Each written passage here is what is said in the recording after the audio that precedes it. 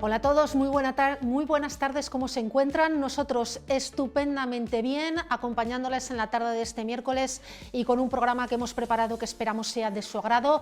Hoy en esta jornada vamos a tener un buen espacio amplio para hablar de salud, pero también vamos a hablar de motor porque tenemos una feria muy interesante de cara al fin de semana. En fin, también estaremos en la provincia, ya saben que en cuanto podemos agarramos nuestras mochilas y nuestro coche y nos vamos a la provincia para acercarnos a lo que allí es actualidad. Así que si les parece, dentro de los muchos contenidos que hemos preparado para esta tarde, vamos con nuestro sumario para conocer lo más destacado.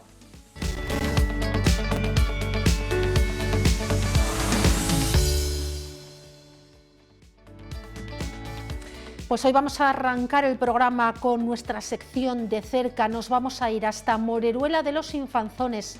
En este pequeño municipio se propusieron y están consiguiendo salvar el retablo de su iglesia con aportaciones de los vecinos, de la Diputación Provincial y del Obispado. Se está restaurando una pieza que se encuentra en esta iglesia, que están viendo una pieza de gran valor artístico e histórico que combina tablas pictóricas del siglo XVII.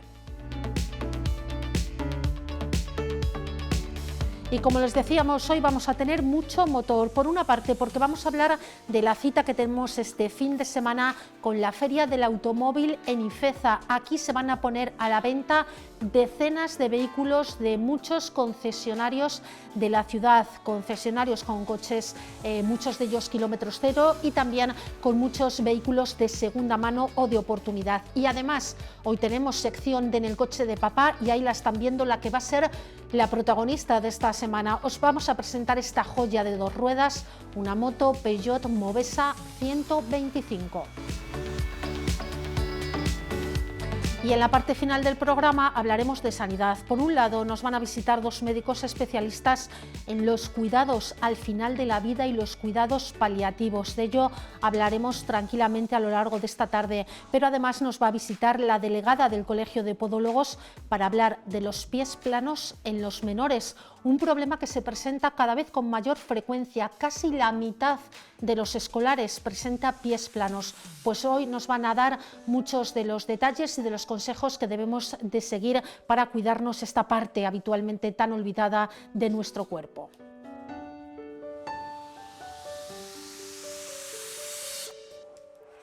Bueno, pues esto es un pequeño avance, pero tenemos muchísimas más cosas, empezando por lo que es la imagen del día, que hoy llega con nombre propio y en mayúsculas.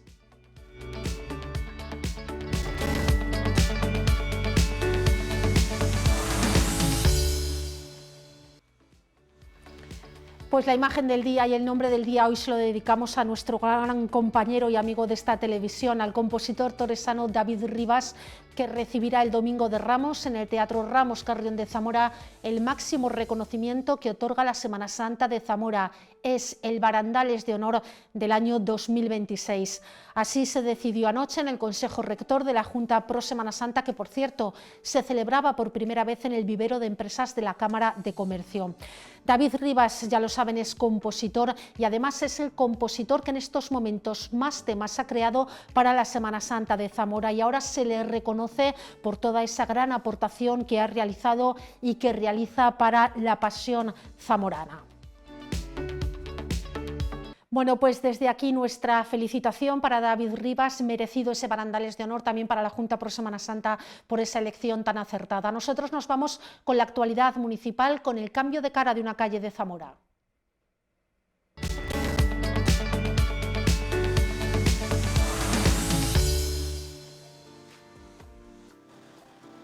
Acaba de comenzar el derribo del inmueble situado en la esquina de la Plaza de San Lázaro con la calle de Puebla de Sanabria, una actuación prevista tras la expropiación municipal del edificio por 112.000 euros en el año 2023.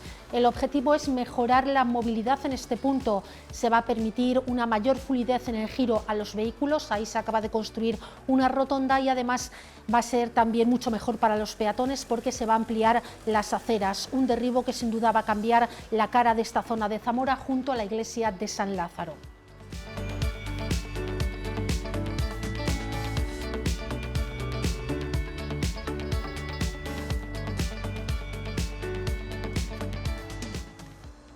Bueno, pues esa imagen de la actualidad municipal con ese cambio en una de las entradas más conocidas de la ciudad de Zamora.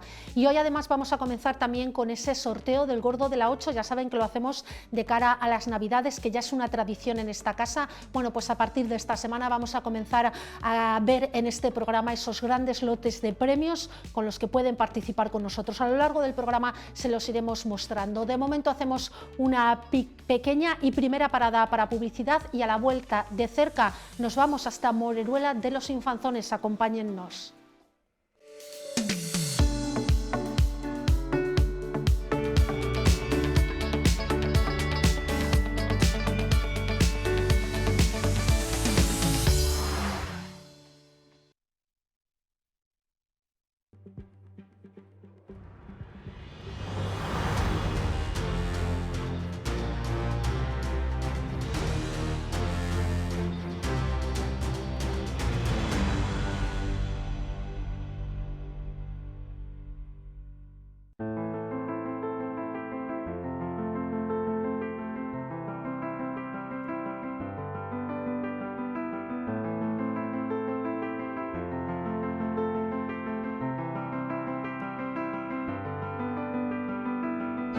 Probablemente en este templo sea la parte artística de más valor por su envergadura, que es muy grande, claro, y también por la antigüedad.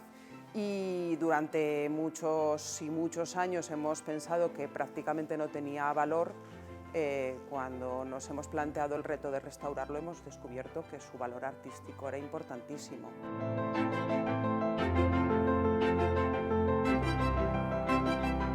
Pues la verdad que una obra como esta, la verdad que da muchísima ilusión, porque has pasado por aquí pues todo el rato, cuando estabas haciendo la catequesis para la comunión, cuando te estaban preparando para la confirmación, cuando fuiste quinto y te toca venir a misa habiendo dormido 2 horas el día antes y estás aquí sentado aquí adelante, pues siempre estás aquí. Siempre, todo lo importante en el pueblo, casi siempre pasa en la iglesia. Entonces, ver algo tan grande como nuestro retablo que se está arreglando por fin es una satisfacción muy grande, la verdad.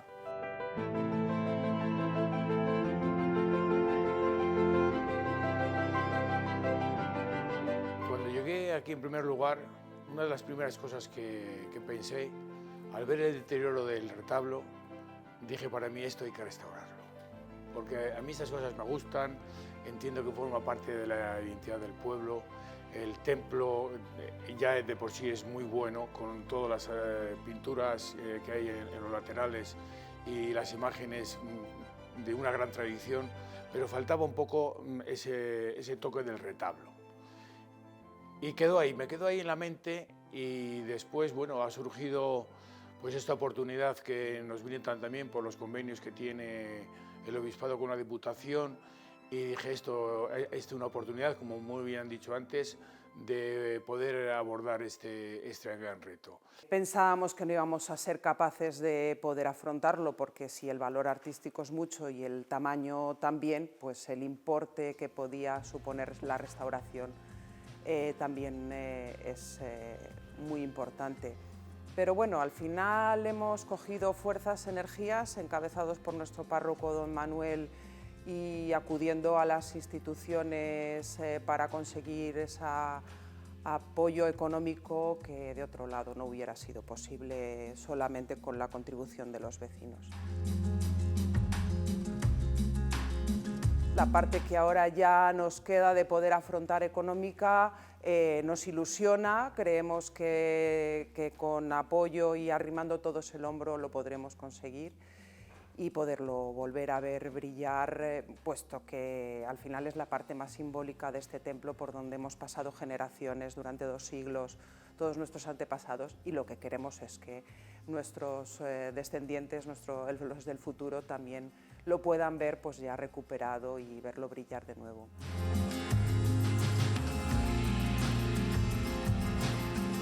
Todos hemos pasado por aquí delante, todos tenemos muchos recuerdos delante del retablo, las fotos de la comunión con la familia, que todavía estaba el retablo por arreglar cuando yo hice la comunión, todas las fotos puestas por casa de bodas, de bautizos, de comuniones, todos, sale el retablo de fondo, claro, sale sin restaurar. A partir de ahora sé que habrá generaciones que, vamos, ahora venimos nosotros, vendrán otros, espero, y pues que vayan a tener esos recuerdos con el retablo así como lo están dejando de bien de momento, pues genial, la verdad. Al final, en estos pueblos pequeños, un templo es por donde, por nuestra cultura y por nuestra historia ligada a la religión, pasamos desde que nacemos hasta que morimos. Entonces, hombre, ilusiona pensar que ante este retablo han pasado nuestros antepasados desde su nacimiento hasta que los hemos despedido, pues poderlo volver a ver brillar. Yo misma me he bautizado en este templo, he despedido a mis familiares y mis hijas ya han pasado por este templo recibiendo los sacramentos. No sé, pues es como un reto importante pensar que puede seguir siendo la parte más simbólica, el patrimonio que nos identifica, seas o no seas cristiano, nos identifica como patrimonio a todo el pueblo y a todos los que somos de Moreruela.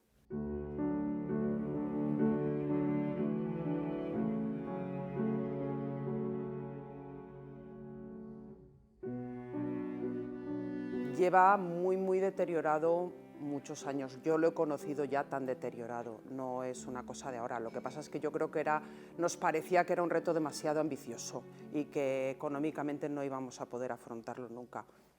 Entonces se nos ocurrió que ya era la hora y que no se puede dejar más, porque si lo dejamos más estaba a punto de derrumbarse, porque ya el grado de deterioro de la madera es muy importante.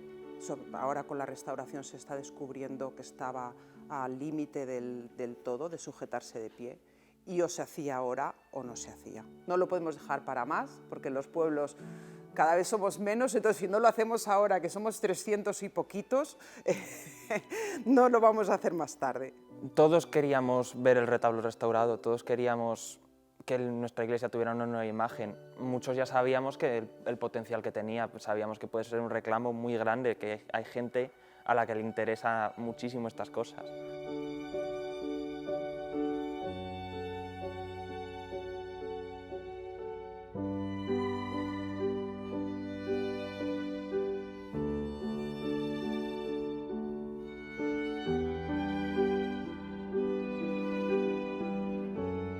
Muchísimas gracias a toda la gente que está colaborando, porque claro, el reto es impresionante, ¿no? Porque son 40.000 euros los que tenemos que sacar, porque después la Diputación paga el resto, ¿no? Es al 50% entre Obispado y Diputación. Entonces, en estos 2 meses que llevamos ya obtenidos 10.000 euros. Que es una cantidad suficiente para abordar una primera fase, que es la reposición o la restauración de la masonería que llamamos el retablo, o sea, ajustar las tablas, las columnas, las cenefas, los bordes, bueno, todo eso que yo veo que efectivamente pues, está teniendo una gran repercusión. Y entonces es que la gente ha colaborado. La gente, tuvimos, por ejemplo, la subasta del ofertorio, que aquí es mucha tradición, pues sacamos casi 930 euros, casi 1.000 euros. O sea, unos aportaban el bollo, otros la fruta, otros un vino. Bueno, fue un momento también muy bonito. Y yo quiero subrayar también que la gente, con motivo de esto, yo creo que se están uniendo. Hay un sentido más profundo de que a veces a lo mejor decimos que aquí no se puede hacer nada. Pues sí, se puede hacer. El primer día, cuando vienen aquí los de la Fundación de Zamorarte y vienen aquí la restauradora y nos cuentan todo, pues lo primero que se te pasa por la cabeza es ¡buf! A ver cómo lo van a hacer, porque aquí detrás hay muchísimo trabajo y lo primero que se te pasa por la cabeza es que 1 año y medio no van a tardar, que no nos va a llegar el dinero, que la gente a lo mejor no colabora tanto, pero luego la sorpresa positiva te la llevas cuando ves que todo va avanzando rápido, que la gente del pueblo sí está colaborando y pues al principio pues eso, mucha incertidumbre, pero ahora que ya va todo encaminado, vamos por buen camino. Eso nos demuestra que todavía somos una sociedad con músculo y que podemos, que a la gente a veces hay que dar el primer paso, aunque seamos unas poquitas personas, pero que detrás de esos primeros pasos al final consigues aunar a la sociedad y que responda y bueno, pues que hay vida en los pueblos y que todavía estamos con ganas y con ilusión por luchar por el patrimonio, claro que sí. Está muy volcado, están buscando financiación para acometer la restauración porque Diputación aporta al Obispado parte del presupuesto, pero el resto tiene que aportarlo la parroquia y se están moviendo para conseguirlo. Más allá de lo económico, de lo artístico, es la ilusión que está poniendo la gente para poder restaurar este magnífico retablo que esperemos que tenga éxito. Siempre una gran satisfacción poderla llevar a cabo y sobre todo pues eso, que además guste a la gente, que lo sepan valorar. Nosotras, es nuestro trabajo, nos encanta recuperar piezas de valor artístico y encima si el pueblo está entregado, pues todavía mucho más gratificante.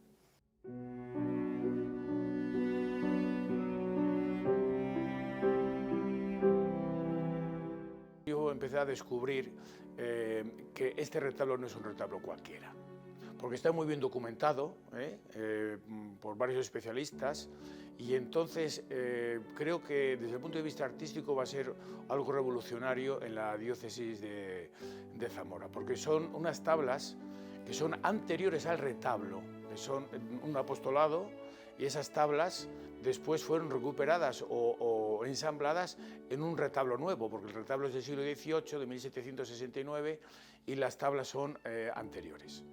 Con lo cual, bueno, pues hay varios pintores que han estado trabajando en dichas tablas, incluso familias, según los especialistas, y parece que algunas pueden estar repintadas. Bueno, ahí está un poco el reto del restaurador, que tiene que valorar la imagen que se pueda obtener de una tabla que aparentemente no había nada y que ha resultado ahora pues, un rostro de un apóstol policromado. Había tablas de las pinturas que representan a los apóstoles y a Jesús, que estaban completamente opacas, ennegrecidas, y pensábamos que simplemente eran tablas. Y ya con las primeras muestras de la restauración hemos podido descubrir que detrás había el rostro de un apóstol, que ha sido una grandísima sorpresa. Es un momento de tener los ojos muy abiertos porque cada vez van apareciendo detalles en pinturas, van apareciendo detalles incluso por detrás del retablo, están apareciendo cositas pequeñas pintadas, están apareciendo cenefas, están apareciendo pues, muchas cosas que no sabíamos que estaban ahí. También hemos tenido algún sustillo con la restauración, pero bueno, se ha resuelto bien, está todo yendo sobre ruedas y de momento vamos genial. Recuperar un poco el sentido evangelizador de lo que puede ser un retablo, porque hasta que sabemos que en la Edad Media, en esos siglos, la gente no sabía leer y escribir. Y entonces, a esa base de las imágenes, cómo se fue transmitiendo la fe. De una tabla que no valía para nada aparentemente, que estaba medio caída, que la gente del pueblo decía que de ahí no se saca nada, al mes la restauradora, que está haciendo un trabajo extraordinario, se llama Carmen y el equipo, han sacado un rostro de un apóstol policromado, que dices, es impresionante. Yo le decía a la gente en la iglesia aquel día, miren, ¿ustedes creen en los milagros? Y me decían, bueno, se quedaban así, bueno, este hombre que nos dirá y tal. Y dije, pues aquí ha habido un milagro. Ha habido un milagro porque se ha sacado... Y claro, después la gente quedó, pues efectivamente, ¿los milagros existen? Sí, existen.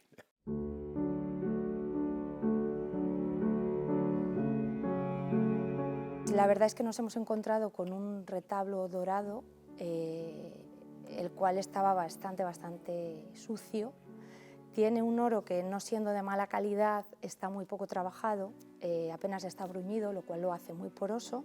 Entonces eso hace que chupe el humo de velas, toda la suciedad, polvo, y es difícil, claro, está muy sucio, y esa característica de al no estar bruñido y ser poroso hace que sea muy difícil de limpiar. Con lo cual la metodología ha sido ardua hasta que hemos encontrado con qué limpiarlo. Ahora, afortunadamente, la diferencia se ve bastante bien y creo que está quedando bien. En eso estamos ahora mismo. Nos encontramos un retablo en un estado bastante deteriorado en cuanto a la estructura en sí. Sí es verdad que la parte de arriba, el remate del ático, no estaba, carecía de él, entonces las columnas de la parte superior estaban cogidas con cadenas, lo cual le daba bastante inestabilidad. y a medida que hemos avanzado en la limpieza hemos visto que en la parte de abajo está todo carcomido, se sujetaba en nada. Ha sido bastante afortunado que hayamos intervenido ya porque se ha podido evitar quizás que acabara cayendo. Y bueno, el loro, como te he dicho, un loro muy sucio, y ha sido pues gratificante comenzar y ver que hay resultados, que está siendo bastante bonita la limpieza. Nos hemos encontrado, había unas tablas, 13 tablas que estaban totalmente oscuras. Los barnices estaban muy oxidados y no dejaban ver apenas lo que había detrás. Se han hecho unas pruebas de limpieza y se ha visto que detrás de ese barniz tan oxidado hay unas pinturas de 1602, las cuales tienen bastantes retoques y repintes. Entonces hay que trabajar ahí a ver qué nos encontramos poco a poco. Para mí es muy gratificante, a mí es un trabajo que me encanta, siempre te encuentras sorpresas, la mayoría de las veces negativas, desafortunadamente, porque siempre todo está peor de lo que aparentemente parece. Y siempre te llaman cuando ya no hay vuelta atrás, ¿no? Cuando ya o lo restauramos o lo perdemos.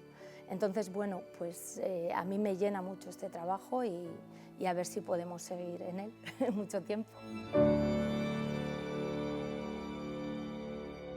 Las primeras tablas en las que hemos hecho algunas pruebas de limpieza y de sentado de color.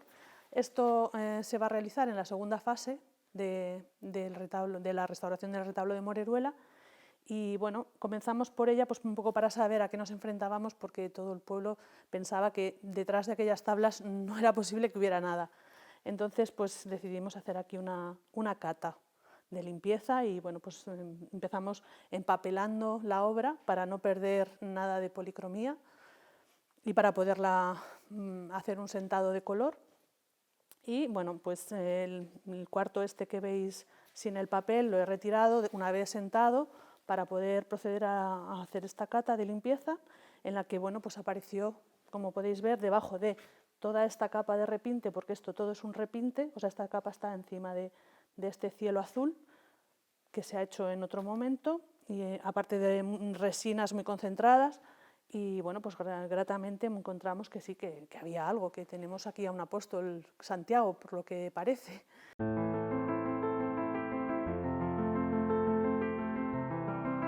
Lo que hemos visto, la policromía está súper levantada, tiene un trabajo muy arduo de sentado de color y mucho repinte, casi todas están repintadas, por lo que sea, en mayor o menor medida todas tienen repintes.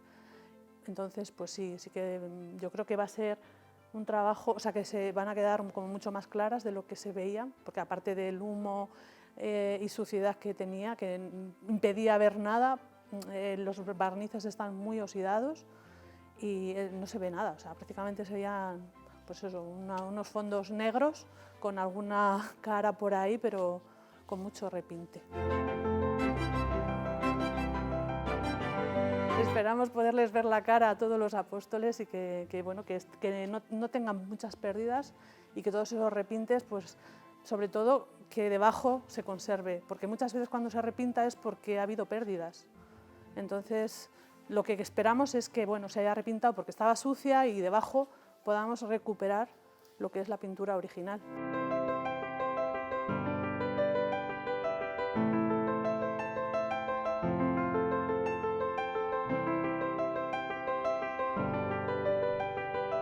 Toda esta parte de abajo de la predela y el banco, pues no pensábamos que fuera necesario tenerlo que desmontar, pero bueno, tiene un problema de los pesos, han hecho que se produzcan grietas y alguna madera también tenía termita o había tenido termita, con lo cual la madera se había debilitado mucho, entonces todo había cedido un poco, se habían producido grietas, entonces pues hemos tenido que desmontar parcialmente algunas zonas para poderlas volver a ajustar, que es lo que es esta pieza que estás viendo aquí, que bueno, ha tenido que hacer pues, unos injertos, consolidación de soporte, bueno, pues un montón de trabajo que no pensábamos. ¿Ves? Esta es otra de las sorpresas que bueno, pues tienes que asumir porque es fundamental, claro, la seguridad y para poderlo dejar bien es necesario pasar por esa consolidación de piezas.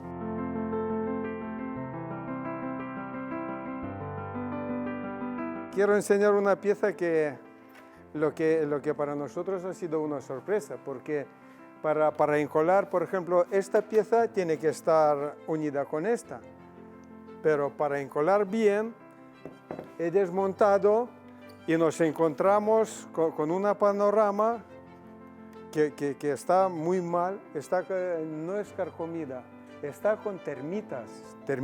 Hubo termita y ha comido, como decir, parte de madera. Y por eso teníamos que consolidar antes de unir. Y hubo una pieza, como decir, para lo que veis con que nos encontramos, por ejemplo, con esta pieza, que ya madera ni existe y tiene que ir aquí. Es de aquí. Pues ahora, como decir, viene el momento para encolar madera lo que falta para poner a su sitio y luego poner ahí. Y es una sorpresa. Cuando venimos aquí, parte de arriba se ve que por humedad y por mala madera estaba todo revirado, como decir, no hay dos líneas rectas. Y es muy difícil trabajar con esto porque con los años, como decir, madera secándose, revirándose, y para nosotros es un poquito frustrante que no podemos dejarlo muy bien, porque es imposible. Como decir, si empiezo yo, por ejemplo, a llevar madera a su sitio, como decir, se rompe el oro.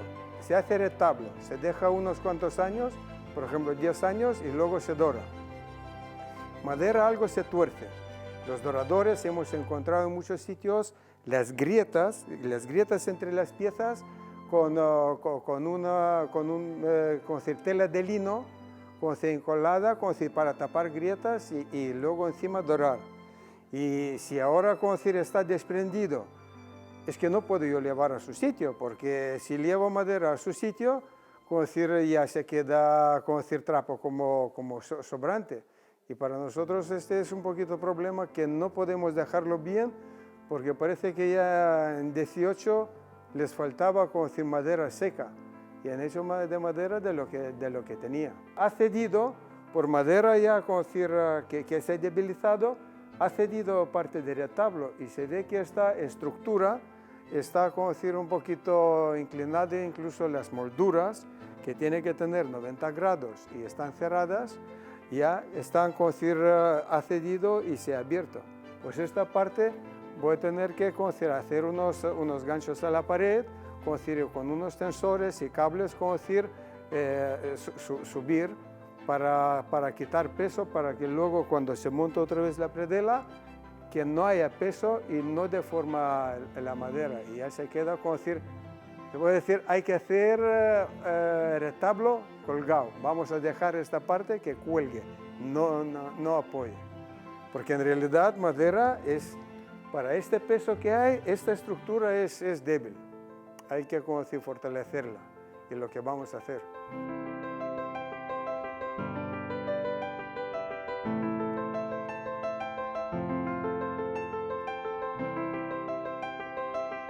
Al principio, con la incertidumbre de qué iba a haber y si se iba a poder, nos parecía imposible que se pudiera restaurar.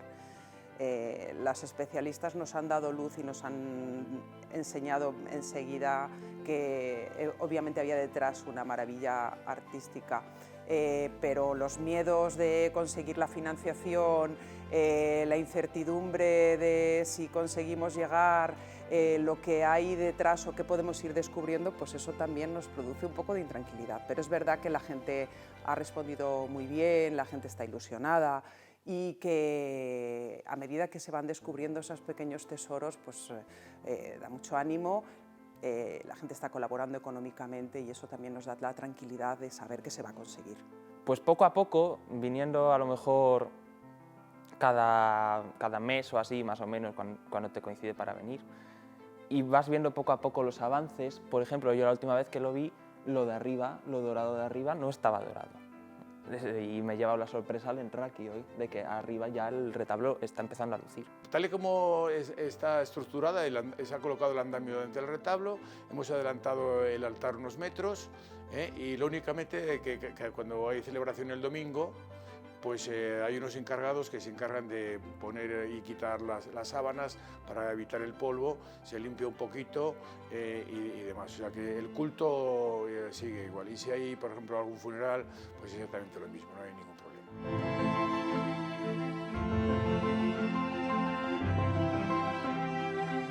Seguro que haremos una gran fiesta porque a la vista de la evolución el resultado va a ser maravilloso. Espero que ese día pues, sea una gran fiesta en el pueblo e incluso venga gente de fuera, porque también es una cosa muy importante, que la gente que está de fuera, también lo quiero subrayar, está colaborando, gente que vive en Zaragoza, gente que vive en Barcelona, gente que vive en Bilbao, pues están aportando también su granito de arena, o sea que son gente que están fuera de Zamora, del pueblo, durante el año, pero vienen en las fiestas, se preocupan, te preguntan, y bueno, y creo que también eso también hay que tenerlo en cuenta.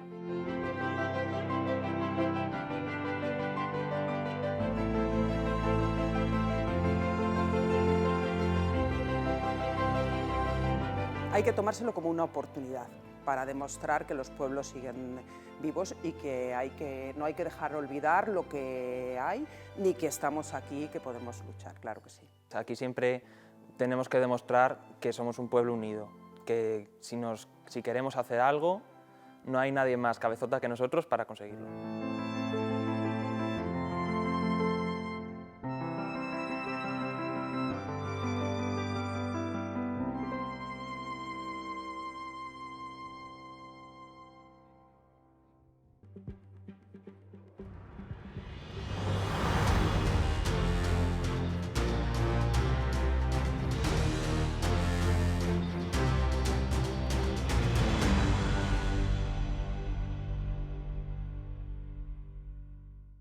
Pero eso está bien. Así la gente...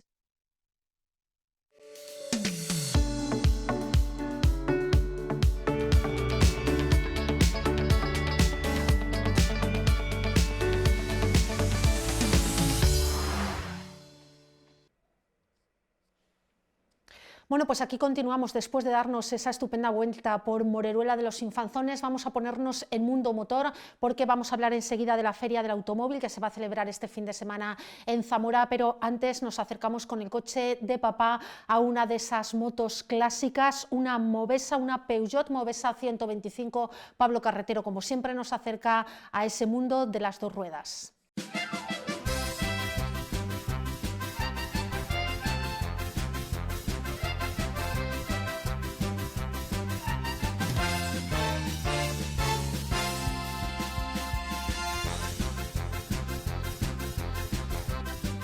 A caballo entre España y Francia, diseñada en el país vecino, fabricada en Eibar, refinamiento francés unido a un esfuerzo industrial de la posguerra. La Peugeot Movesa 125 era una moto que dejaba huellas sin necesidad de alardes. Tenía un motor de 124 centímetros cúbicos, sobrio pero fiable, que hacía de esta motocicleta una compañera ideal tanto para desplazamientos cortos como para viajes entre ciudades. En unos años en los que la música florecía con clásicos de Edith Piaf, no, je ne regrette rien. Ni le bien qu'on m'a fait, ni le mal, tout ça m'est bien égal.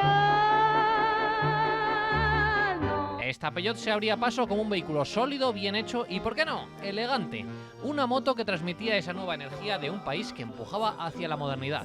Hoy en el coche de papá vamos a volver a hablar del mundo de la moto y concretamente de la moto clásica, y volvemos a estar con Chano, con nuestro aficionado de las motos, y la última vez nos enseña este producto español, en este caso hemos visto que no haces asco tampoco, producto francés, una Peugeot. Claro, una Peugeot, pero era porque era con licencia francesa, claro, pero la Peugeot Movesa se hacía en Vitoria, y entonces... no sé si todas las piezas, algunas piezas vendrían de Francia o todas realmente se hicieron en Vitoria, ¿no?, en los años 50, ¿no? Pero vamos, es licencia totalmente francesa de Peugeot, pero hecha, ya digo, en eso. ¿Por qué se dice Movesa? Porque era la fábrica de Vitoria, Movesa, que era la que montaba o hacía... ensamblaba, ¿no? La ensamblaba las motos. Seguramente haría la mayoría de las piezas, pero tal vez el motor fuera francés, no lo sé.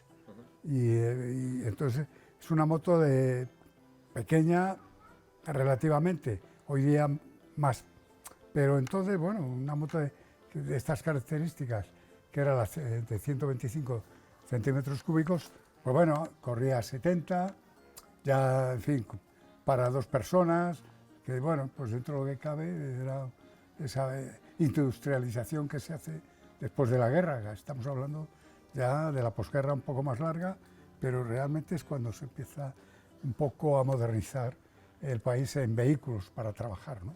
Y entonces es cuando se cambia la gente a la moto, ¿no? Que pudiera trabajar con ella, ¿no? Para trabajar alrededor de, no solo en Zamora, en las obras, sino incluso ir con ellas a los pueblos a trabajar, que se montaba, se hacía una parrilla a la parte de atrás de la moto, para poner la herramienta y después, lo digo porque yo iba con mi padre en ella sentado, y entonces en esa parrilla que se hacía, pues con la herramienta y, en fin, las piezas, y se iba a trabajar a los pueblos alrededor, a montarlas, en este caso la fontanería o calefacción.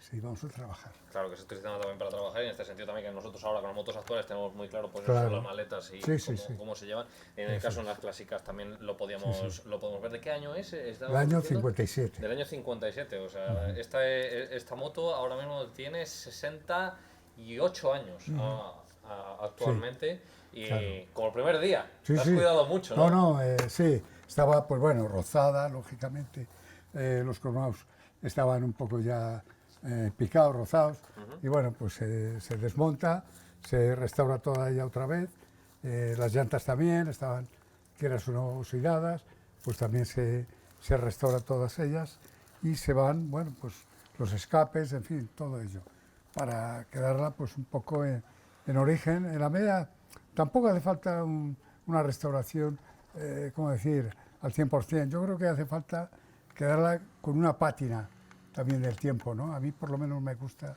ese tipo de restauración. Que se note que es una, claro, que una es una moto moto clásica. Exacto, y que tiene esos años que dices.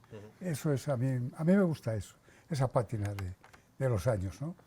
Y con ella, pues bueno, de hecho, fíjate que mis padres se han ido en esta moto, iban en mayo a Madrid, o sea, por el puerto de los Leones, o sea, que viajaban en ella. Creo que había, que eran los 600 y estas motos. Claro, claro. Ahora dirán los motoristas de ahora, bueno, Claro. sí, no te hago yo eso ahora con una moto así, pero bueno, también la aguanta la gente de... Que era la motos de viajar, como las Bultacos, Montesas, cosas, igual, eran motos en que se iba a las ciudades. Yo, vamos, lo más que he ido, pues alrededor de por aquí, quiero decir, a Salamanca, Valladolid, o por la provincia también he ido de excursión, ¿no? También. Y después también, pues he ido a algunas exposiciones que ha habido, pero fuera también de Zamora, y también a concentraciones. Esta concentración, por ejemplo, de las últimas que he ido con esta moto, ha sido a Castillo de la Vega en el 17, ¿no? O sea, Castillo de la Vega está al lado de Aranda de Duero. Quiero decir, con ella he ido, o sea, que sin problema, ¿no? Y sin ningún problema Claro. y cómodo. Sí. Pero bueno, despacio, tranquilo, sin grandes carreras, ¿no? Y bueno, y es una moto a la que yo ya conocí con mi padre, que la compró, ¿no? Pero después, teniendo 19 años, yo empecé con ella a trabajar, porque era como empecé en el año, tenido 19 años. Y es verdad que aquí está la obra de la Torrecilla, en el año 67, 68, se estaba haciendo, ¿no? Arriba del todo Santa Clara a la derecha, donde hay una farmacia abajo, ¿no? Efectivamente, ahí la vemos cómo se está... Y ahí estoy yo ahí con 19 años, y ahí con ella iba a trabajar. ¿Cómo era Zamora para ir en moto? Que por cierto, entonces? sin casco.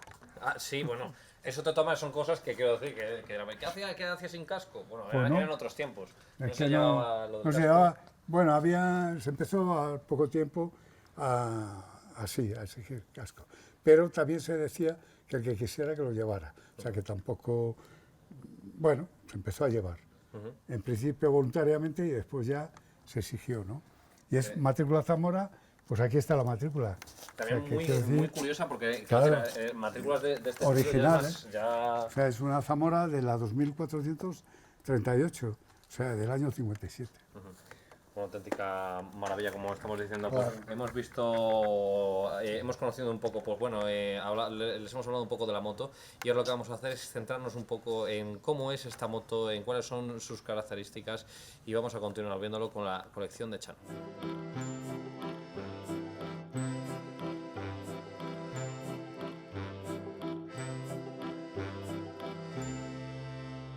Ya estamos de vuelta para conocer un poco más de cerca las características técnicas de esta Peugeot, que ya para empezar llama la atención también por los cambios, por el cambio de la edad. Vemos la composición directamente de la moto en cuanto al chasis. Lo dicho, ya bastante distinto a las motos actuales.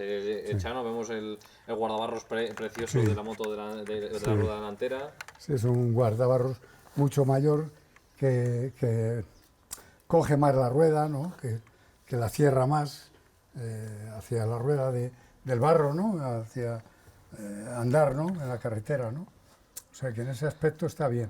Pero bueno, es ya digo, de una cilindrada que son 125, como se ve con un solo pistón, eso sí, con dos escapes, ¿no?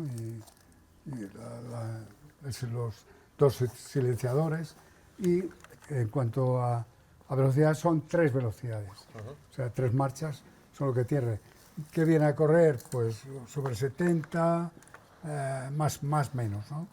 Con 50 kilómetros, ¿no? Lógicamente, pero desarrolla esas velocidades, sobre 70 de velocidad más o menos.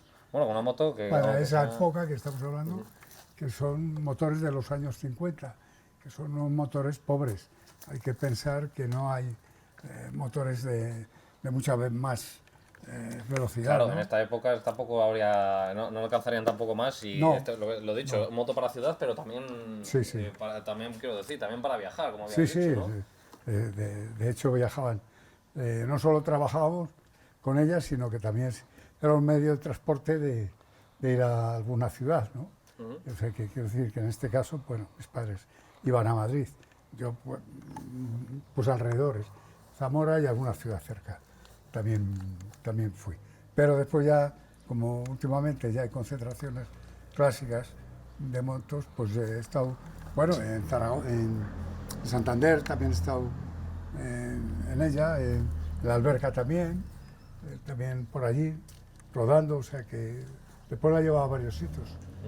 Pero bueno, a esas características que cuando se hacen estas ferias así de concentraciones tampoco son de correr, ¿no? Sino de pasear, de pasarlo bien, y de mostrar la disfrutar, moto, exacto, de hablar con los colegas, él habla de unas motos, yo de la otra, yo de esta, o sea, bueno, pues cambiar impresiones sobre las cualidades y calidades de cada moto, ¿no? Entiendo además que cuando vas a este tipo de concentraciones vas más orgulloso teniendo en cuenta que esta moto al final directamente es tu legado familiar, ¿no? Sí, además esta es herencia total, ¿no? Directamente de tu padre. Sí, efectivamente, con la cual lo disfruto. Efectivamente, y como vemos esta maravillosa moto, esta Peugeot que es propiedad de Chano, como podemos ver también cuenta con el cariño y se ha notado también a lo largo de todo el trabajo que ha tenido a través de restauraciones y en general de cómo la ha cuidado, viendo la importancia y muchas veces lo que mostramos en el coche de papá, que es el cariño que le tenemos muchas veces a nuestros vehículos.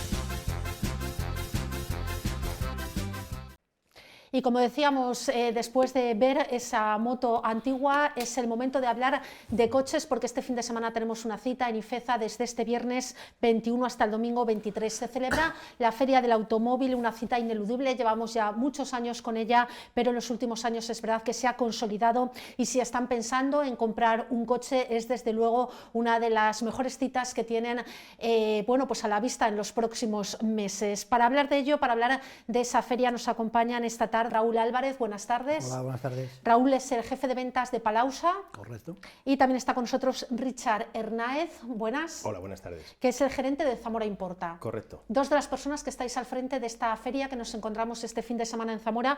Bueno, pues contarnos un poco, para los zamoranos, los que vayan este fin de semana a Ifeza, ¿qué es lo que vamos a encontrar allí? Bueno, pues van a encontrar tanto concesionarios como compraventas. Aquí mi compañero llevará vehículos, bueno, que hable él de lo suyo. Nosotros llevaremos vehículos desde 6.000 euros hasta 45.000, desde un clase A del 2006 hasta un 5 o un Porsche Macan.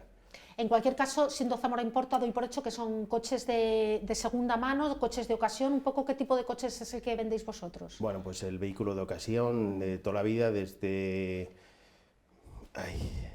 Sí, coches, por ejemplo, nos decías, desde la gama, la gente que quiera un coche, bueno, pues a lo mejor muy sencillo para un uso de día a día, hasta gente que pueda querer un coche, bueno, pues un gran coche, un gran vehículo para tener un vehículo para viajar. Supongo que toda esa gama abarcáis, ¿no? Correcto. Vehículos de importación nacionales, tenemos furgonetas, camperizadas, tenemos algún clásico también, no sé, alguna sorpresa habrá. Alguna sorpresa, bueno. Sí. Y vosotros, Raúl, contanos un poco lo que nos vais a acercar hasta Ifeza. Nosotros principalmente lo que vamos a llevar es vehículo matriculado, lo que se llama normalmente kilómetro cero, vehículos de demostración. Sí que tenemos un pequeño apartado de vehículo usado, también igual que derecha.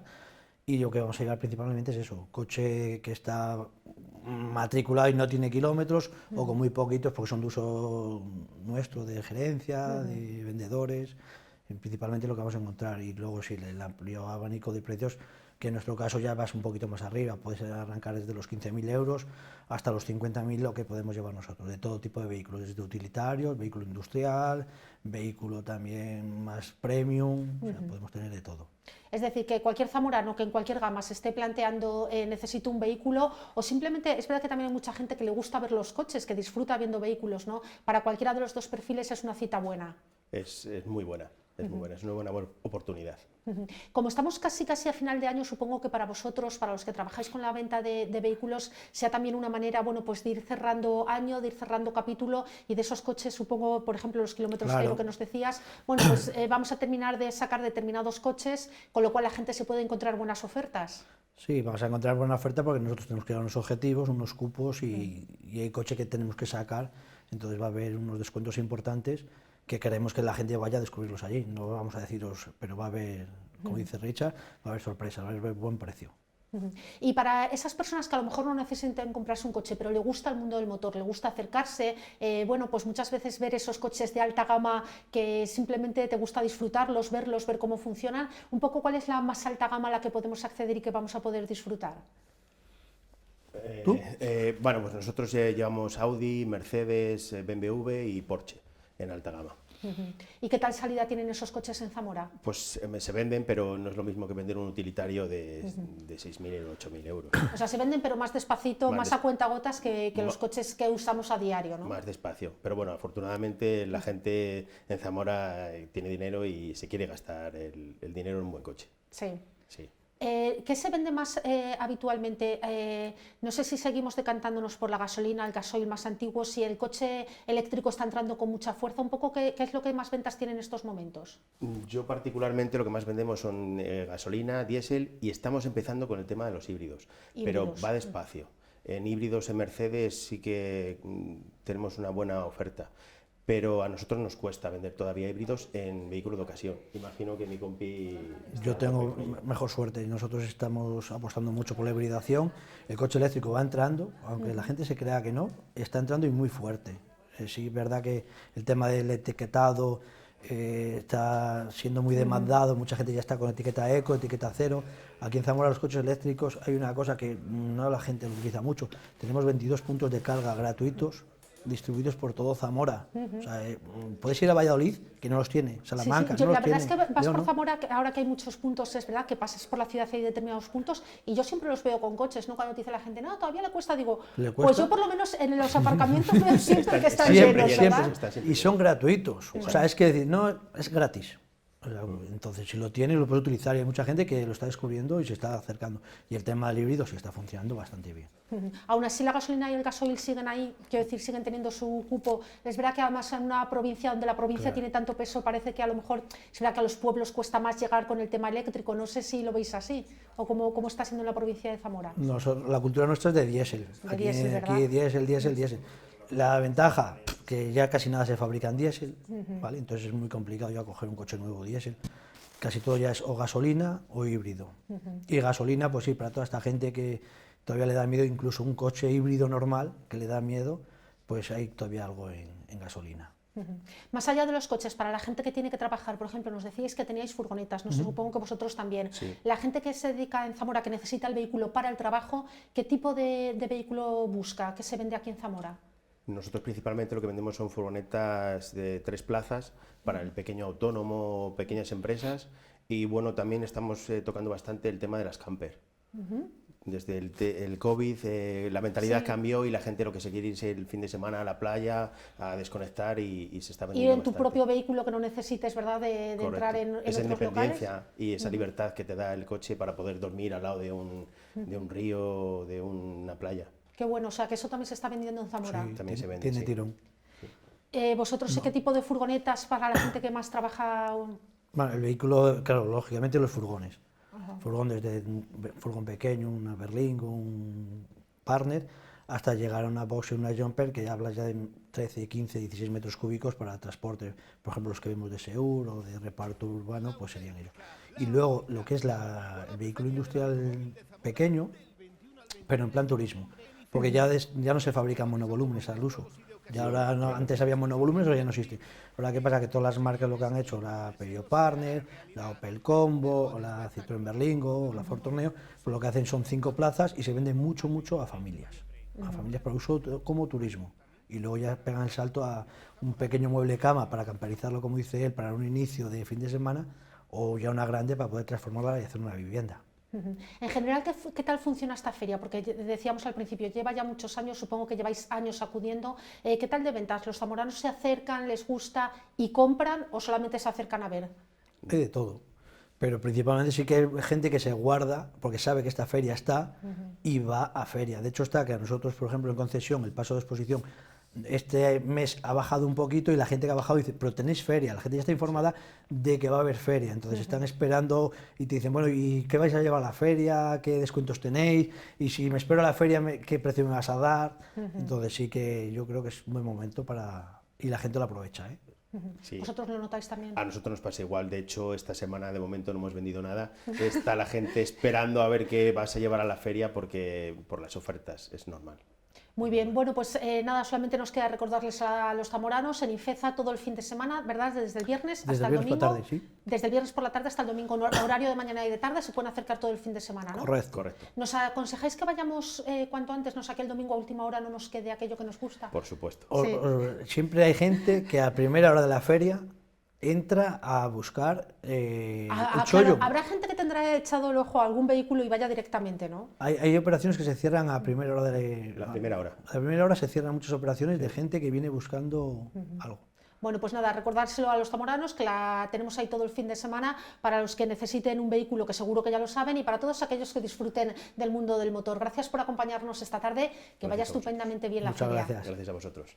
Bueno, pues nosotros vamos a hacer un alto para publicidad y a la vuelta nos vamos a poner en clave de sanidad. Vamos a hablar de todo el tema relacionado con cuidados paliativos, porque varios especialistas de Zamora han estado organizando en las últimas semanas jornadas con ese tema y hemos querido hablar con ellos. Estamos de vuelta enseguida.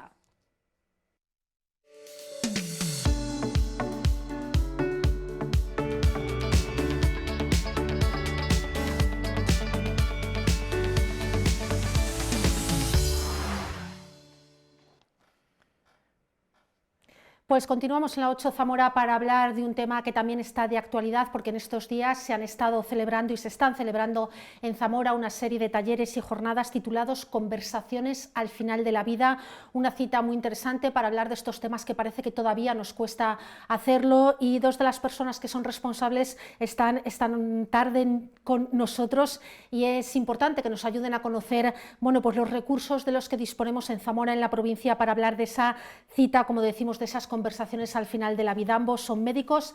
Alejandro Cuadrado, médico y miembro del Comité de Ética Asistencial de Zamora.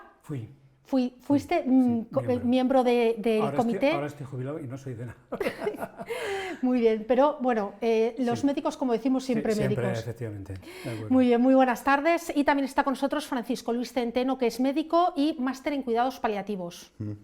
En este caso sí seguimos ejerciendo. Sí, de momento ahí estamos. Bueno, buenas tardes a ambos. Y lo primero que quería preguntaros es si nos sigue costando hablar de esta época, de estas edades que cuando llegan tenemos que comenzar a hablar, bueno, pues de esos cuidados, de cuidados paliativos. ¿Nos cuesta o cada vez hablamos ya con más normalidad de ello? Bueno, yo creo que una de las razones de organizar estas jornadas es por eso, porque nosotros creemos, y toda la literatura a la que te puedas dirigir vienen a comentar lo mismo, a que de esta sociedad le cuesta hablar mucho de la muerte. La muerte en nuestra sociedad es algo que forma parte de un tabú. O sea, da como yuyu, es algo que se trata de ignorar y que cuando llegadas a unas edades y que la ves más cercana, bueno, pues digámoslo así, te puede interesar más o menos. Pero la razón de iniciar estas jornadas, estos talleres, era un poco para ir concienciando a la sociedad de que, bueno, que la muerte forma parte de la vida y que al final es la única realidad en la que compartimos todos es la muerte, y que todas las estadísticas dicen que el 100% de los seres humanos se mueren. O sea, entonces, la queramos evitar o no, la tenemos ahí. Entonces, ya te digo, Cristina, un poco está orientado un poco así para acercarnos al final de la vida al que tenemos que llegar todos de alguna manera. Y que es importante que lo hablemos con tiempo y que organicemos las cosas. Uno de los temas que está relacionado es la unidad de cuidados paliativos. ¿Nos podéis decir un poco, porque habrá muchas personas que habrán oído hablar de ella, y en qué consiste exactamente cuando hablamos de unidad de cuidados paliativos? Bueno, vamos a ver, unidad de cuidados paliativos es una cosa muy específica. Nosotros abordamos los cuidados paliativos como un aspecto más de la medicina que todos los sanitarios, todos los médicos, todos los enfermeros, psicólogos que nos dedicamos a tratar con pacientes, pues deberíamos tener por lo menos unas nociones básicas, ¿no? Para poder abordar este final de la vida, que a veces es fácil, a veces es difícil y a veces es extremadamente complejo. Entonces, lo que son cuidados paliativos son cuidados de confort, cuidados no solo del control de síntomas físicos, como puede ser dolor, la disnea, sino también síntomas espirituales, síntomas emocionales, aspectos sociales, o sea, lo que sería un abordaje global del sufrimiento que acarrea muchas veces esta situación de final de vida. Y eso es lo que nos enseña esta forma de mirar a las personas, ¿no? Al paciente, y no solo al paciente, sino también se atienden a las familias, porque siempre decimos que cuando la enfermedad entra en una casa, en un hogar, no solo es el enfermo propiamente dicho el que lo sufre, sino todo el núcleo familiar sufre la enfermedad y sufre la situación.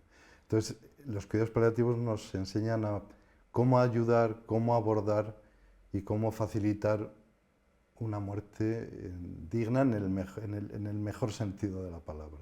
En ese sentido, y por lo que quiero entenderte, es una formación que debéis de tener de forma transversal, es decir, que al final prácticamente todo el mundo sanitario, todos los médicos, enfermeras, deberíais de tener ese tipo de formación un poco para saber tratar a los pacientes cuando llegan esos momentos y a sus familiares. Sí, es algo que debería estar en el grado. Y sin embargo no está. Como cuidado, como cualquier otra asignatura, ¿no? O como cualquier disciplina. Pero luego es verdad que el enfoque, una vez habiendo tenido los conocimientos básicos, hay una formación muy específica. O sea, yo siempre pongo el ejemplo de los médicos de atención primaria, entre los cuales yo me incluyo, por ahí estoy, que tú tienes un paciente con una patología cardíaca y cuando es manejable por primaria, pues la manejamos, la tratamos, la resolvemos, pero llega un momento en que esa patología se puede complicar y derivamos a un especialista. Bueno, pues aquí debe ser igual.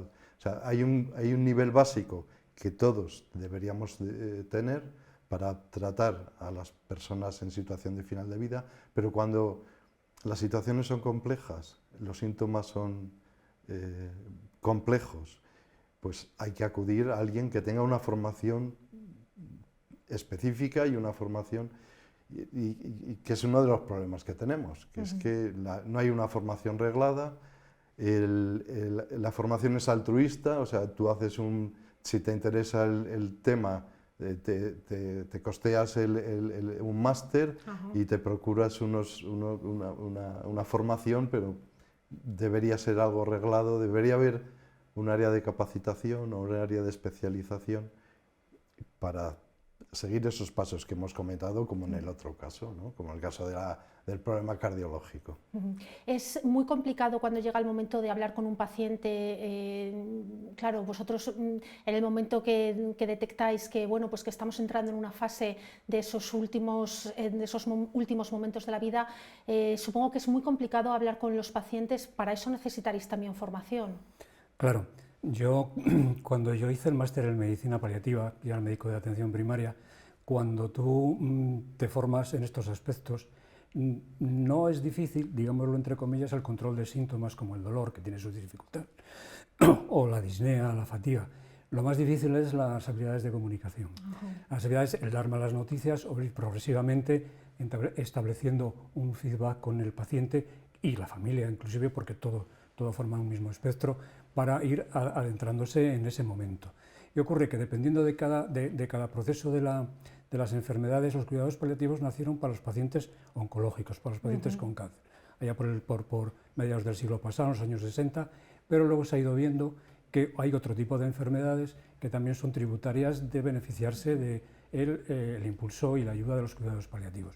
Claro, no es lo mismo decir un paciente con un diagnóstico de cáncer que un paciente con un diagnóstico de demencia y su evolución. Probablemente la comunicación, las habilidades tienes que adquirirlas, pero el momento y el proceso, como son unos procesos distintos, tendrán que ir ajustándose y viéndose. Entonces, de cualquier manera, comunicar malas noticias va a depender de lo que el paciente te vaya transmitiendo que quiera escuchar. O sea, tampoco tiene que ser un imperativo. Hubo un momento en que el imperativo era decir la verdad. O sea, desde los cuidados paliativos decimos, lejos de ocultar al paciente, decirle la verdad e irle para que vaya asumiendo. Bueno, hay pacientes que no lo soportan y entonces hay que respetar. Por eso las habilidades de comunicación y las psicoemocionales para mí son las más dificultosas y donde probablemente la especialización en los cuidados paliativos sea más necesaria. Y ahí me imagino que entra también el papel de la familia, ¿no? Como dices, hay pacientes que no lo pueden aguantar, me imagino que sean muchos los casos de los familiares los que os digan comunicárnoslo primero a nosotros o a ver de qué manera se pueden hacer esas comunicaciones. El papel de la familia o de las personas más cercanas al enfermo también es importante. Claro, yo creo, Paco que sigue ejerciendo, yo cuando ejercía nos encontrábamos con pacientes en oncología o en otro tipo de especialidades donde el final de la vida puede ser más a largo plazo, pero que acaba ya evolucionando, donde te encontrabas con que nadie en un momento determinado le había hablado del tema de cuál era su pronóstico o cómo iba a evolucionar o cómo se podía planificar ese proceso que le iba a llegar hasta el final. Y los pacientes, la verdad, los pacientes, ellos cuando tienen confianza contigo, que eres un médico de atención primaria, te lanzan pullas para ver cómo opinas tú y cómo vas. Entonces, claro, poco a poco, no de sopetón, evidentemente, dado que desde las especialidades el afrontar la muerte y el dar malas noticias, pues yo creo que no conocen a los pacientes como los conocemos nosotros desde primaria, pues poco a poco vas haciendo ese proceso y lo vas logrando. Siempre, como te digo, Cristina, sabiendo lo que el paciente quiere saber y lo que no quiere saber y hasta dónde puedes llegar con él, para no hacerle sufrir o producirle un sufrimiento añadido. Hay gente que fallece sin querer saber nada del asunto, de su vida, de cómo va a ser el final. Tiene que ser muy complicado también para el médico tratar, es decir, poner tratamientos, hablar con ellos, sabiendo que no queréis que sepa realmente la realidad. También tiene que ser muy complicado para vuestro trabajo, ¿no?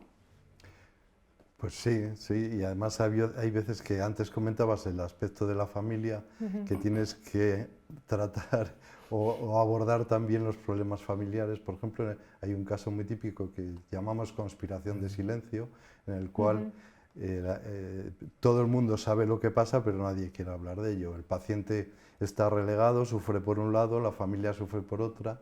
la familia quiere que le ocultes datos al paciente para que no sufra y para que no se entere cuando el paciente probablemente ya sepa mucho más que la familia, y entonces el abordaje es complicado. Qué complicada es vuestra situación en esos casos, claro. Por eso la formación es tan importante. O sea, no es la consulta de 10 minutos, no es la consulta de pase el siguiente, ¿no? Sino hay que disponer tiempo. La medicina paliativa es muy barata, porque los fármacos que utilizamos son baratos y el factor que más coste tiene es el tiempo, ¿no?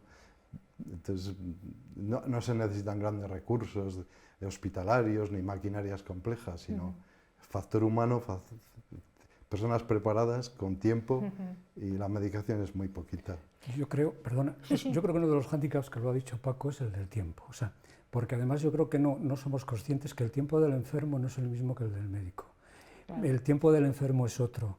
Y entonces, ahora que estamos con el cambio de hora y todo esto que está de moda, la verdad es que, claro, el tiempo del profesional, y dadas las circunstancias que tenemos ahora de cómo está el sistema organizativo, la falta de médicos, el envejecimiento de la población, pues no va acompasado. La verdad es que implicarte en una atención en domicilio o en consulta con un paciente al final de su vida, generalmente en domicilio, lleva un tiempo que a lo mejor probablemente es uno de los temas que habría que abordar, porque no existe ese tiempo. Claro, y ponerte al mismo ritmo que el paciente necesita es esencial, porque la perspectiva del enfermo al final de su vida no es la misma del médico que viene con prisa porque tiene otro aviso y porque tiene que acumular al de al lado. Entonces yo creo que es un aspecto que ese sería muy importante para conversar, para hablar y para dialogar. Y luego que cada enfermo tendrá sus tiempos, claro, cada uno será un mundo y lo tomará de una manera completamente distinta, supongo. Aparte de toda esta parte que estamos hablando un poco más social o psicológica, desde el punto de vista de la medicina, cuando hablamos de paliativos, yo hay muchas veces que me he preguntado, y seguro que hay gente en casa que se lo pregunta, ¿hasta cuándo? Y me imagino que vosotros éticamente también tendréis vuestros debates internos, ¿no? ¿Hasta cuándo hay que prolongar la vida a un enfermo y cuándo es el momento de compensar el sufrimiento con el prolongar la vida? En ese aspecto, ¿cómo lo lleváis? Porque me imagino que sea otro aspecto ya médicamente muy complicado. Pues vamos a ver, la filosofía es hay que huir tanto del nihilismo terapéutico como del encarnizamiento. Entonces, la vida o la enfermedad tiene sus fases, sus etapas y su tiempo, ¿no?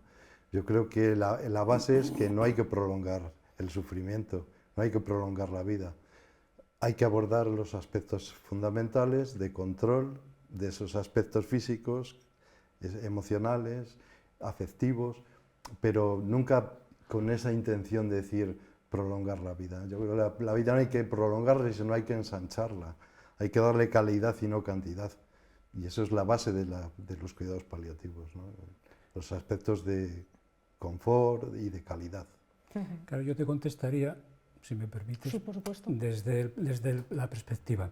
¿Qué ha ocurrido? Que en muy poco tiempo, en muy pocos años, el avance tecnológico de la medicina y de la salud ha sido impresionante. O sea, el ser humano, estamos asistiendo, nuestra generación, a situaciones, a manejo de situaciones, la ventilación, la reanimación cardiopulmonar, todo esto que antes el hombre lo desconocía.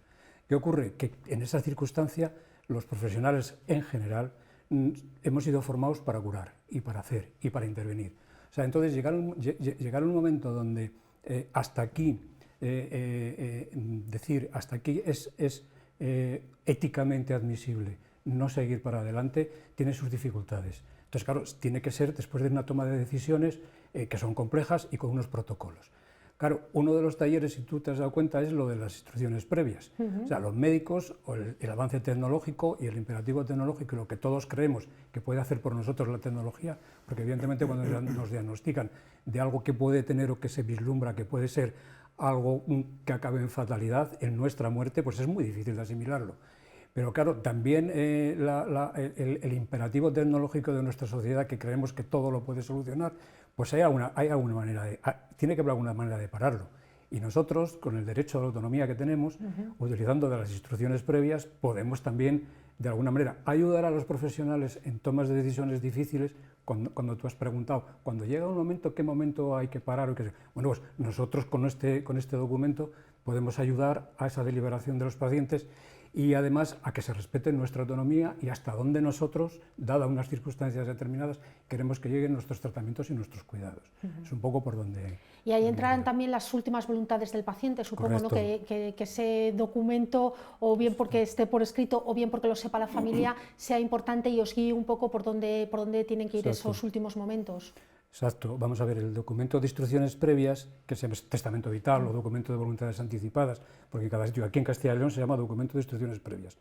Bueno, pues como su nombre dice, es un documento donde una persona mayor de 18 años, capaz y libremente, expresa cuáles son sus deseos, sus preferencias, en función de sus creencias y sus valores, hasta cuando llegue un momento en su proceso de la vida no sea capaz de tomar una decisión, que en el documento por escrito los profesionales puedan, a la hora de tener que tomar decisiones difíciles y complejas como estas de seguir o no, o retirar tratamientos, puedan saber cuál es nuestra opinión. O sea, de alguna manera sería una especie de opinión en prospectivo. O sea, tú otorgas ese documento porque la tendencia, como tú lo has dicho, la tendencia es que decida la familia.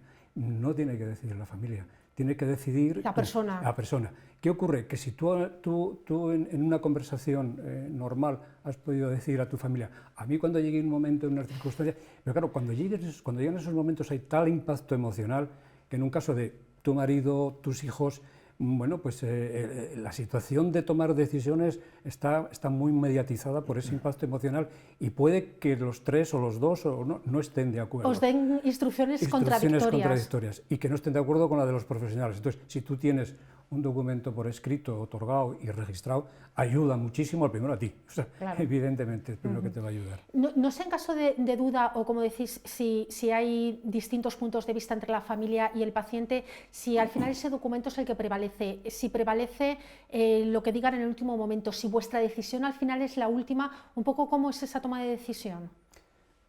Vamos a ver, solo se hace uso de ese documento cuando el paciente llega a una situación de que no es capaz. Ajá. O porque está en coma, o está en estado vegetativo, o porque por una enfermedad como el Alzheimer ha perdido ya su capacidad de poder tomar ninguna decisión. Mientras el paciente es capaz, lo que impera es el derecho al consentimiento informado, como cualquier otro tipo de intervención en la sanidad. A ti te preguntan, te cuentan lo que te van a hacer y tú firmas ese consentimiento. Solo es para situaciones de pérdida de capacidad.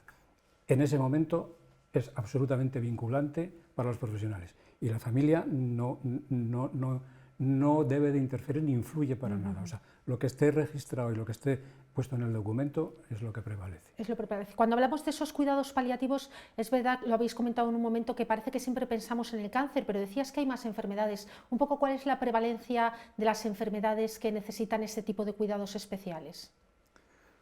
Pues es que prácticamente todas las enfermedades, ¿Todas? ¿no? Si hablamos de enfermedades de órgano, pues una insuficiencia cardíaca, una insuficiencia respiratoria, una insuficiencia hepática. O sea, todo tipo de enfermedad va a pasar por un periodo de declinio o de situación de final de vida. Es verdad que los finales de vida no son iguales, ¿no? Hablamos en principio del fenómeno cáncer, que la situación final es un poco más rápida, ¿no?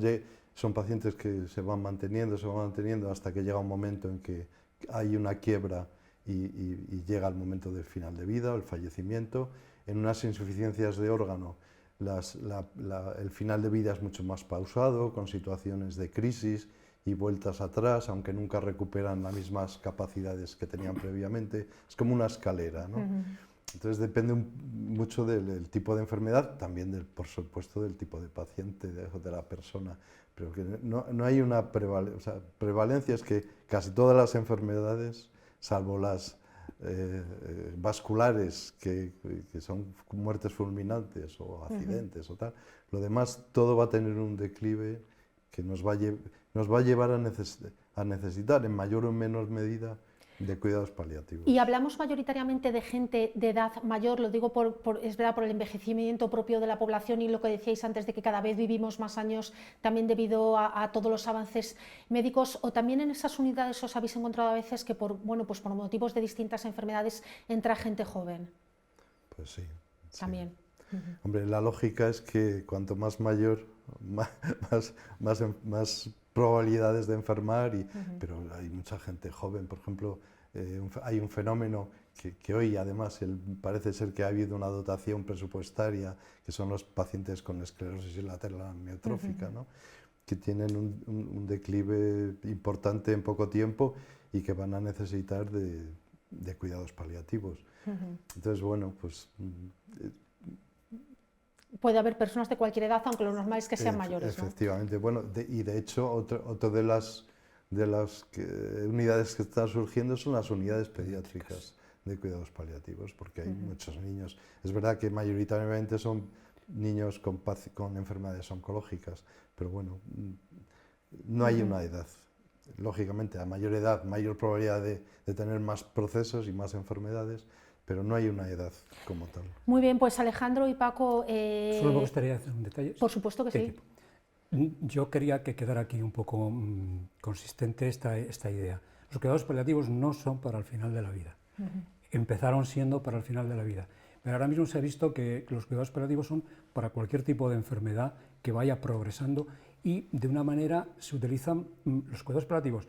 De alguna manera han imbricado tanto en la forma de entender la evolución de las enfermedades degenerativas, de las enfermedades como el ELA o como otro tipo de esclerosis múltiple, enfermedades del envejecimiento en general, que de alguna manera desde el principio pueden ser compatibles las medidas activas de curar y las medidas activas del cuidado.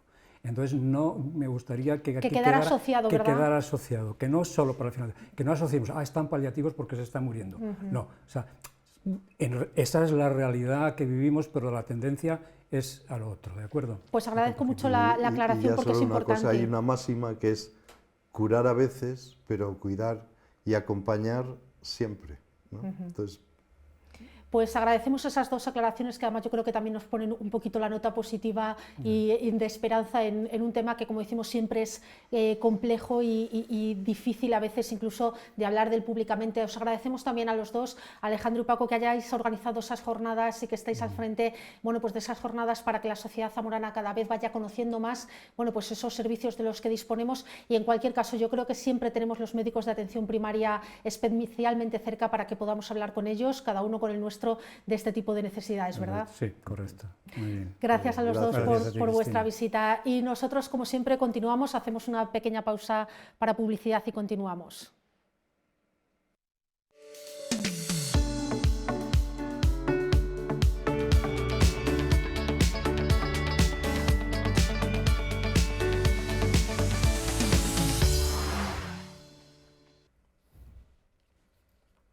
Vamos a seguir hablando de salud aquí en la 8 Zamora y vamos a mirar en los próximos minutos a nuestros pies, porque el Colegio de Podólogos de Castilla y León ha señalado que casi la mitad de los escolares presentan pie plano, un dato que nos ha llamado la atención y queremos hablar de ello con detalle. Para eso nos acompaña esta tarde la delegada del Colegio en Zamora. Buenas tardes, Judith. Hola, buenas tardes. Bueno, un dato que nos ha sorprendido mucho, ¿no? Esa alta presencia del pie plano en los escolares. Para empezar, cuéntanos un poquito en qué consiste el pie plano y qué dificultades puede tener o qué problemas puede causar, para empezar, en los niños. Luego no sé si llegará también a la edad adulta. Sí, bueno, el pie plano consiste en un descenso del arco longitudinal interno, el arco interno que tenemos en el pie, y puede ser debido a varias causas. Lo normal es en la edad infantil tener en alguna etapa en el pie plano, pero cuando ya es patológico es cuando hay que tratarlo. Entonces eso hay que venirlo mejor en las edades tempranas para que en la edad adulta no tengamos problemas. ¿En qué nos tenemos que fijar? O bien una persona adulta, un chaval, o un padre o una madre con un niño pequeño. ¿En qué nos tenemos que fijar para ver si el menor puede tener algún problema? Vale, pues lo principal en lo que todos los padres coinciden es que ven caminar raro a su hijo, o sea, meten los pies hacia adentro, pueden incluso ver que tienen las rodillas más juntas de lo normal, lo que llamamos un valgo de rodilla, pueden tener también la sensación de, oh, es que me canso mucho cuando llevo un rato caminando, el niño te dice, no, estoy fatigado, dolor en el pie, incluso torpeza a la hora de caminar, que tropiece más de la cuenta. Esos son rasgos a llamar la atención. En el momento que vemos eso, acudimos, no sé si lo primero que deberíamos de ir es al médico de atención primaria o acudir directamente a un podólogo. Los podólogos somos los encargados de todo lo relacionado con el pie, entonces deberíamos de acudir a un podólogo. Sí que está bien consultar con su pediatra también, pero quien lleva todo el cargo del pie es la figura del podólogo. Una vez que entra un niño o un jovencito en tu consulta y te dicen los padres, mira a ver qué pasa, un poco cuáles son las pruebas que hacéis para ver, supongo que hay grados, ¿no? que hay niños que tienen poco problema, otros niños que tienen más. Lo primero es hacer un estudio biomecánico de cada niño y el estudio biomecánico consiste en ver movilidades articulares de pie, tobillo, rodilla, cadera, ver cómo se comporta ese pie tanto en estática como en dinámica, y con eso ya podemos ver si ese niño necesita plantillas o no las necesita. No todos los casos son de plantillas. Claro, te iba a preguntar, ¿cuáles son las soluciones que ponéis una vez que veis que el niño tiene ese problema, que tiene pies planos? ¿Cuáles son las soluciones que soléis dar? Vale, hay distintos grados, como tú has dicho, hay pies planos en los que no se tratan. Si son flexibles se suelen tratar primero con ejercicios para que ese pie madure y ese pie mejore, y si ya es un pie que es sintomático o es un pie rígido, un pie plano rígido, se trata con una órtesis plantar, una plantilla.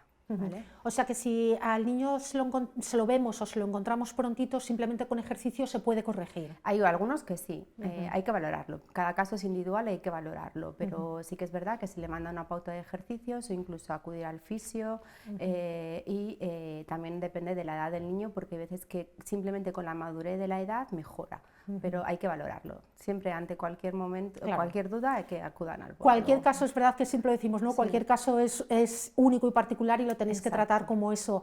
Decíamos que ha crecido mucho la incidencia. No sé si realmente ese dato que nos daban de que casi la mitad de los escolares tienen los pies planos es porque ha crecido o porque antes no lo mirábamos y ahora sí. Yo creo que es porque antes no se miraba y ahora sí, ¿vale? Entonces sí que hay una incidencia alta, un 40 y tantos % de niños entre 6 y 12 años que pueden tener un pie plano, y deberíamos de seguir mirando y mejorar eso, ¿vale? Para que se traten y en la edad adulta no tengamos problemas. Claro, Judith, lo comentábamos antes justo de empezar, ¿no? Es que los pies yo creo que son los grandes olvidados del cuerpo. Es verdad que nos preocupamos por determinadas partes de la salud, a lo mejor por lo que más llama la atención, y los pies los tenemos ahí olvidados. Igual cuando llega el verano nos acordamos un poquito de ellos, y hay veces que ni eso, ¿verdad?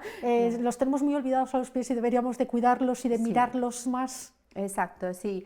Yo siempre digo esa frase que has dicho tú, que son los grandes olvidados del cuerpo, y la verdad que luego son muy agradecidos, porque en el momento que les haces revisiones periódicas, les tratas bien con una crema hidratante todos los días por la noche y demás, notas enseguida la mejoría, pero hay que visitar más al podólogo y tratar de mejorar la calidad de nuestros pies.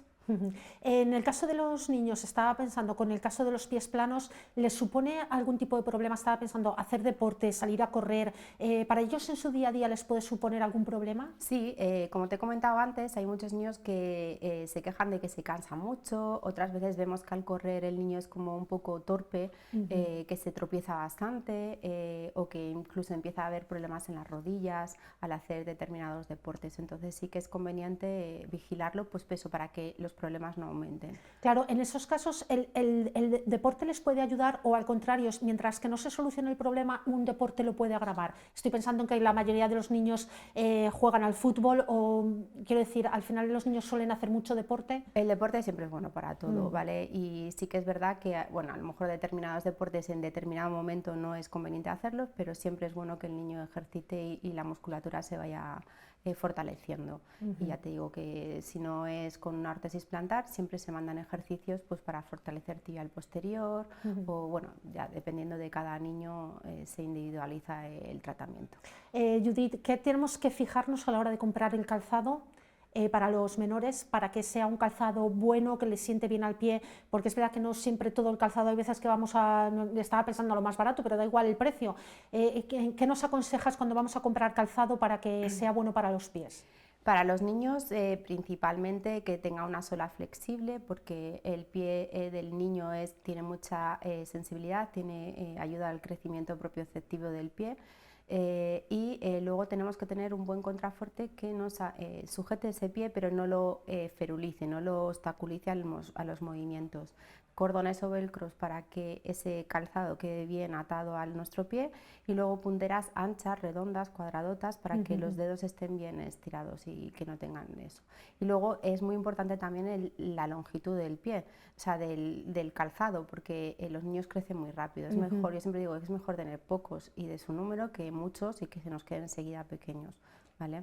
Hay muchos padres que tienen la costumbre, por eso que dices, le crece el pie tan rápido que le voy a comprar un par de números más para que le dure. ¿Es positivo que lleve el calzado más largo de lo normal? Ni muy largo ni muy corto. Siempre se recomienda como 1 centímetro por delante del dedo más largo, ¿vale? Que en cada niño puede variar. Y por detrás como un poquito de medio centímetro, más o menos, pues la zona del talón. Y no es bueno meter esto de que nos dicen las zapaterías, meta el dedo por detrás, no, porque tenemos un reflejo que encogemos los dedos y no estamos viendo bien la longitud del calzado. Es mejor extraer la plantilla, poner el pie sobre la plantilla con el niño de pie, ¿vale? Y mirar que nos sobre como 1 centímetro por delante y como medio centímetro por detrás para ver la longitud de ese calzado. Muy bueno el consejo, vamos a apuntárnoslo. Ahora que vemos, da igual la edad, estaba pensando en los adolescentes, pero es que los niños cada vez más pequeños estamos viendo muchísima zapatilla deportiva. Yo creo que casi se nos ha olvidado el zapato y la bota. ¿Qué tal van con las zapatillas deportivas los chavales? A ver, no es mal calzado siempre que cumple las características que os he comentado antes, porque no todas lo cumplen, ¿vale? O sea, necesitamos la suela flexible, buen contrafuerte, buen agarre de cordones o velcros y las punteras bien anchitas, ¿vale? Y que sea el material transpirable, porque si no nos metemos el pie en un horno a presión. Cumpliendo con esos requisitos, lo ves bien, ¿no? Sí. Sí, sí. Dejamos, si quieres, un poquito a los niños, y sí que quería preguntarte un poco por cuáles son el tipo de patologías que ves a diario en tu consulta, es decir, cuáles son los problemas que tenemos ya en general los zamoranos y por los que solemos acudir a la o al podólogo. Pues son variados, desde uñas encarnadas, papilomas, también estudios biomecánicos, temas de cirugía, problemas de micosis, hongos en los pies, deformidades digitales, juanetes, dedos en garra, dedos en martillo. No nos privamos casi de nada, ¿no? Si nos cuidásemos más, seguro que teníamos menos problemas. Pues ya para terminar, ¿qué nos aconsejas para intentar evitar todos esos problemas? Hay veces que son inevitables, ¿no? Pero ¿cómo deberíamos de cuidarnos en el día a día ya todos los pies para intentar evitar esos problemas? Pues buena higiene, buen secado e hidratación diaria, preferiblemente por la noche con una crema específica para pies. Igual que a la cara nos damos la de la cara, los pies necesitan su propia crema. Y revisiones del podólogo para que lo tengamos todo perfecto. Buen corte de las uñas rectas siempre y nada más. Eso. Y en caso de cualquier problema, acudir al especialista, como nos has dicho que ahí tenemos a los podólogos, para que sean ellos los que nos digan cómo tenemos que hacerlo un poquito mejor para tener bien esa salud de los pies, que es tan importante, ¿verdad? Exacto. Muy bien, Judith, pues como siempre, gracias por acercarnos un poquito más a la salud de los pies y sobre todo, bueno, como hemos hablado hoy de los más pequeños, que es importante que los padres vigilen y controlen. Perdóname la duda de última hora, porque un niño con pies planos va a llegar siempre a la edad adulta con pies planos, o no tiene por qué, no tiene por qué, ¿verdad? Algunos que se corrigen. Se corrigen. Sí. Muy bien, Judith, pues muchísimas gracias por acompañarnos esta tarde. Nada, muchas gracias a ti. Bueno, pues nosotros vamos a continuar. Se lo decíamos al principio de este programa, que arrancamos en estas fechas, estamos en el mes de noviembre, arrancamos con esa sección que tenemos del Gordo de la 8, con muchísimos premios para compartir con todos ustedes. Vamos a estar aproximadamente un mes acercándoles a esos productos, a toda esa gama de regalos que les vamos a hacer en el mes de diciembre. Les vamos a ir contando la rutina a lo largo de estas semanas, pero vamos a ver otro de los pequeños espacios y apartados de todo lo que ofrecemos en ese gran premio del Gordo de la 8 de cara a las próximas fiestas navideñas. Esta Navidad regala sabor con Melquiades. No te olvides de participar en el Gordo de la 8.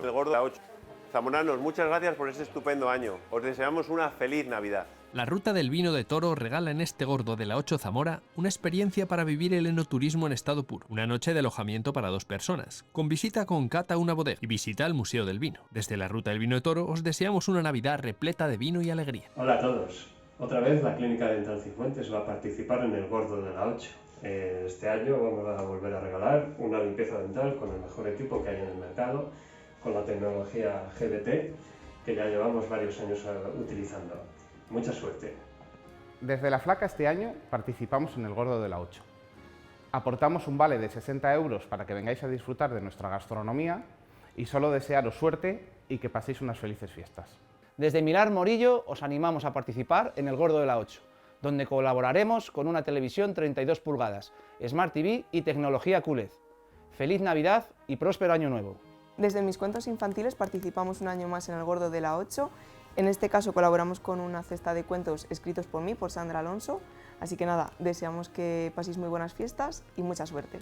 Otro año más participamos desde EMI Camina en el Gordo de la 8. Este año ofrecemos un vale para que puedas venirlo a gastar en la tienda en lo que más te guste. Felices fiestas a todos y esperamos que tengáis buena suerte. Bueno, pues un año más estamos aquí para participar en el sorteo del Gordo de la 8, con una gafa de sol y esperemos que te toque a ti. Desde Lotería 9, un año más participamos en el sorteo del Gordo de la 8. Tenemos estos 2 décimos del niño y nada, agradeceros a todos el apoyo que siempre nos dais y desearos a todos feliz Navidad y próspero Año Nuevo.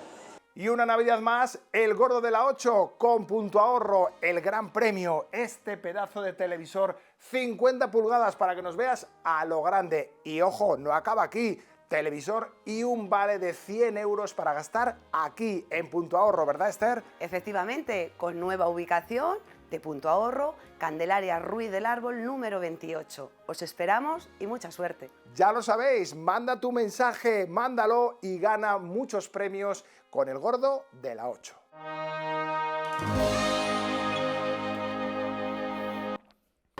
Bueno, pues ahí lo tienen, es una gozada. La verdad es que yo voy viendo pasar todos los premios y me voy apuntando a todos ellos. Que nosotros no podemos participar, ya lo sabemos, es una pena, pero ustedes sí que pueden hacerlo, ya han visto ese funcionamiento y lo saben porque llevamos años ya con este gran premio. No tienen más que enviar ese WhatsApp a ese número que han estado viendo durante este spot y participar en ese gran sorteo. Como les decimos, en los próximos días nos sentaremos tranquilamente a hablar y a conocer todos los detalles de todos los premios y de cómo se va a realizar. Y en Navidades, pues otro premio grande gracias a la 8 Zamora y a todo ese departamento comercial que lleva semanas trabajando en esos premios. Nosotros casi rozamos el final de este programa, pasamos ya de las 6 de la tarde y le vamos a poner el punto y final con esa mirada curiosa. Ya lo saben que siempre que podemos aprovechamos para que el foco de nuestros compañeros cámaras también nos digan cuáles son algunas de las imágenes mejores que captan a lo largo de sus días de trabajo. Y en esta ocasión nos vamos con la mirada curiosa de David Sánchez Montoro, que ha puesto el foco en uno de los monumentos románicos más destacados de nuestra ciudad, Santiago de los Caballeros. Disfruten con estas imágenes. Mañana jueves les esperamos de nuevo 4 y 5 de la tarde aquí en la 8 Zamora para seguir hablando de las cosas que nos tocan de cerca y que nos importan. Nos vemos.